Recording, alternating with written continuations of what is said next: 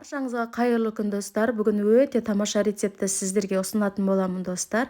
Қазіргі таңда барлықтарымыз өте сүйсініп жейтін осындай пиццаны жасайтын боламын достар.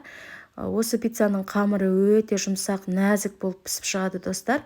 Рецептісін осы видеоның астына қалдырып кетем. Грамдармен өлшеп, барлығын қалдырып кетем достар. Видеоны соңына дейін қараңыздар. Енді біз ең алдымен қамырын жасайтын боламыз. Ыдысымызға жылы суымызды салып, содан кейін 2 ас қасық айранды саламыз.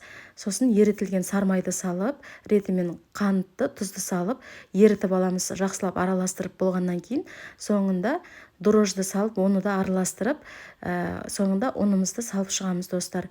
Онды салған кезде жұмсақ қылып қамыр елейміз достар, қолға жабыспайтындай қылып. Енді бұны мен жылы жерге 1 сағатқа қойып қоямын достар. Мінекей менде ашып шықты 1 сағатта. Енді осыны алып мен зуала қылып жасап аламын достар.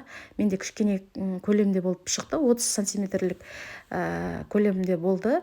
Бірнеше 8-9-ға дейін пицца жасап жей бересіздер достар. Мен осылай қолмен жайып шықтым достар, бір тегіс қылып. Қалыңдығын осылай қылдым. Қатты қалың қылмайсыздар, жұқа да қылмайсыздар достар. Енді мен ең алдымен қамырын пісіріп алдым пеште.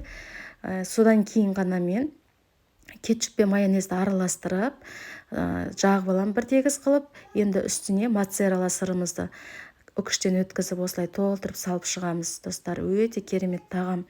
Енді соңында кесілген колбасаларымызды басып қойып, жайып шығамыз достар.